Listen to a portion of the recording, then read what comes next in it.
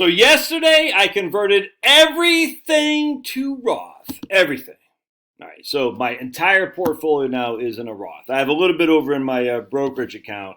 My brokerage account is really my to pay my taxes account. I just set up every 2 weeks. I got $2,000 a month going to M1 into VTI, and I just plug it in there until the year's over. Then I pay the taxes. So 2,000 a month, and I don't whatever's left over, I keep in there. If I owe more, then I got to take more out. But anyway, so now everything is in a Roth.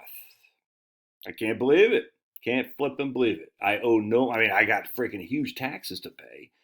This year, 2023, I got to pay huge taxes for what I converted last year. 2024, I got to pay huge taxes what I converted the year before. I did no conversions in 2020, like an idiot, man, like a freaking idiot, man. I told everybody, do the conversions, and your old buddy Josh didn't even do it. Now, I don't have the cash to pay all these taxes. Let's just put it this way. So I'm going to put it on my home equity line of credit. Actually, what I'm going to do is I'm putting it on my. We'll see how much I owe. Let's just say I owe $25,000. I have literally no idea. And I'm not saying just for the conversion. I'm saying when all is said and done, how much taxes do I owe? Because I pay quarterly, but I usually I don't pay a huge amount, so I always end up owing something, a small penalty as well. And I don't like that. I like to get money back just because it makes me feel better. But I just no way. Because I don't know.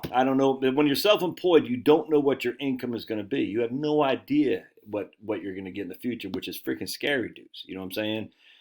But anyway, so point being is now that I have all my taxes, and my taxes aren't behind me, I'm literally digging out of them, but I never have to worry about it again. So what happens here is I use my cash. Let me just give you an example. I was talking to these people yesterday. Hubby's making like 120. Wife is making like 50, 170. Very just regular people, man, up in Illinois. They're crushing. And they're just a couple years older than me. In fact, I think she's my age. I think I'm actually older than her, which is nuts. I can't believe I'm now dealing with clients who are my age. It's crazy. Like, I've been in this business a long time. If you would have told me, oh yeah, you'll be dealing with clients your age, I said, nah, it's crazy, because it always was people who are about to retire. And I was in my 30s and my 40s, and now I'm in my 50s. I'm starting to get people that are close to my age. It's weird, man. Anyway, and these people got a couple more years yet. But the issue is they got 170 coming in, and obviously they got FICA taxes, they got income tax, all that. So they're not netting 170, just FYI. But let's just say after all that, 401k contributions, they're netting 120. So we're running these plans, and I'm like, oh, how much you think you spend? He's putting a lot of to his 401k. And it's, well, we're basically breaking even, so I guess 120, 10,000 a month. I said, you really spend 10,000 a month? They go, well, we don't have a budget, we don't go without, and they're pretty. When I say simple, they're not highfalutin people. They have a nice house, $400,000, but they're not living large in terms of they get all the finest amenities. They're just regular folks. You know what I'm saying?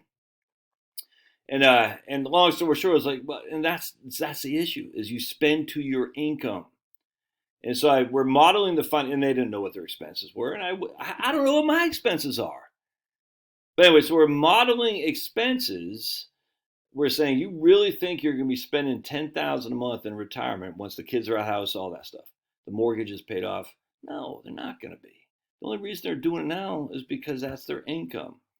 We spend to the extent of our income. I'm just telling you right now. So, oh boy, hold on a second. Charlotte just texted me something about Finney. What did Finney do this morning? Oh boy, hold on just a second. Let's see what she texted me. I want to see what old Finney was up to. Little Finney McGee was up to. Oh, he went from the floor over here to Kevin's bedroom, to Chloe's bedroom, and now in our bedroom. That is classic. Oh my goodness! Look at this picture, man. Oh man, look.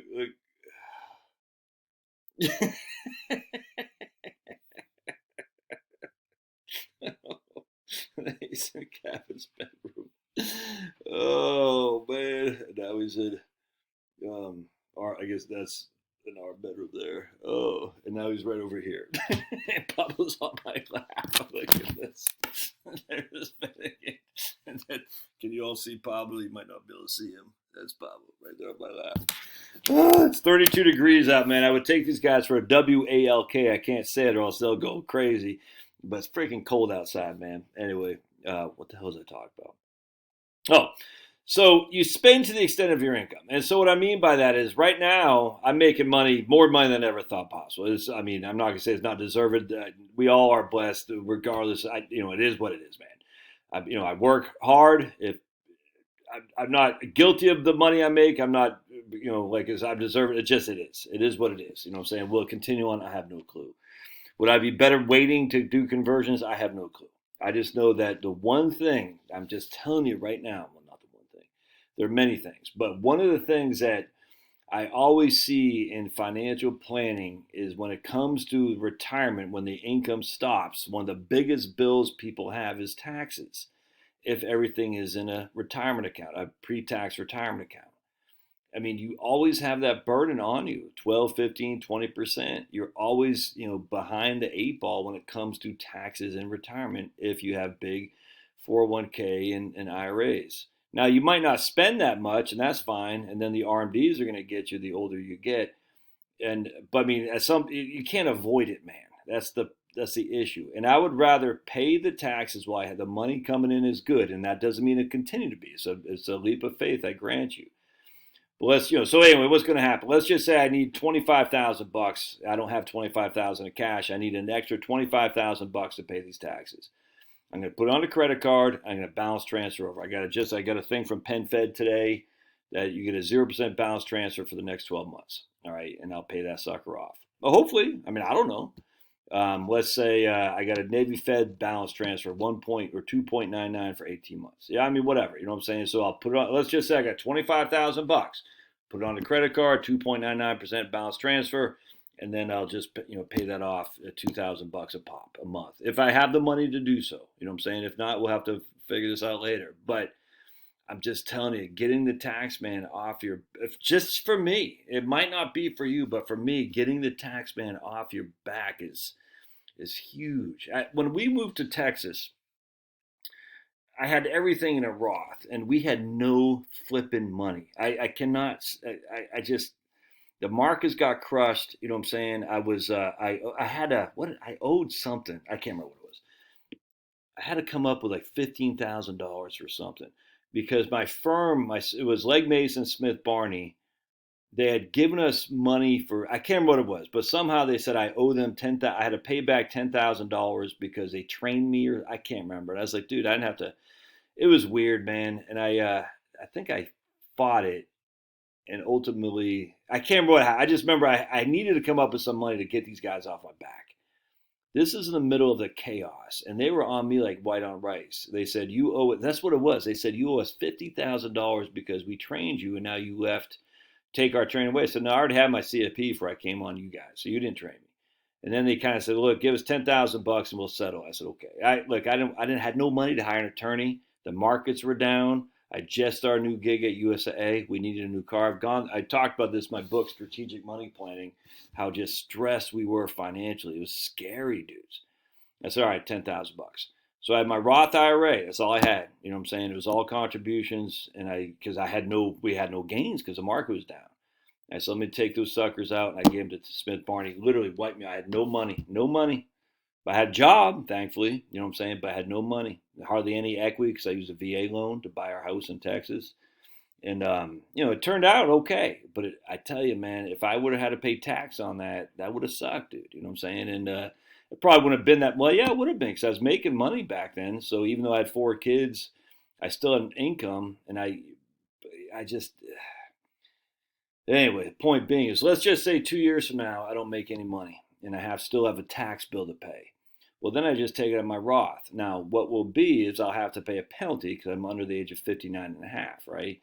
I won't have to pay income tax on that because I've already paid the income tax, but I will have to pay a penalty. And of course, if I have any growth, I'll have to pay a tax and a penalty on that growth. But the principle, because I've already paid the income tax, that is gone. I won't have to pay ordinary income tax on taking money out of the principal. I just have to pay a penalty because I'm under the age of 59 and a half. All right, so just keep that in mind. When you're doing a conversion, you get the tax and you're under the age of 59 and a half. You still have to pay the penalty until you're 59 and a half. You don't have to pay the income tax because the income tax is behind you. I hope that makes sense. So the income tax is behind you because I'm paying it right now. So anyway, so going forward, I have no more pre-tax money. It's all tax-free. Look, it's about survival, dudes. And I know you can say, and look, rightly so. But Josh, if you didn't do that, you would have had $25,000 extra in a brokerage account. I get that, man. 100% I get it. I'm trying to pay the tax, man, while the money's good. And when the money goes south, because it will at some point, I don't want to have to be obligated to pay the tax man. You see what I'm saying? And lastly, I know you're sitting there thinking, many of you guys, who are naysayers, and that's okay. You're sitting here thinking to yourself, yeah, but when in a situation where the money's no good and I pull out of my IRA, I'll be in a low tax bracket. Thus, I won't have to pay that much in tax. Oh, no. That's what I didn't think this, but that's what you would think. In 2018, 17, 18, whatever, when I started this business, I didn't make any money. We had no earned income, $20,000.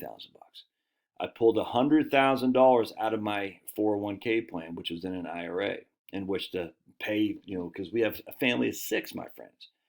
So that might be high to you. That's okay. But that's what I needed to get by for the next year. I pulled $100,000 out. Remember, I was in a low tax bracket. I was a low tax bracket until I pulled that distribution out of my IRA. And then it cost me $130,000 taxes and penalty to net $100,000 of living expense. I'll never forget that. I said, damn, $100,000, it ain't $100,000, dudes. $100,000 immediately put me in the 12% tax bracket. And then you factor in another $30,000 I had to take out for taxes and penalties. You see what I'm saying? Whoo! So even if you're in a low tax bracket now, if you need $60,000, let's just say you're single and you need $60,000 a year to live on, right now you're in the 20. That right there is what I think that's a 22% tax bracket right there. Anyway, that's what I did. Love to hear your thoughts. Don't forget to subscribe to Doobly-Doo down below, and we'll see you on Locals for local subscribers at 4 p.m. Eastern Time. Thanks now.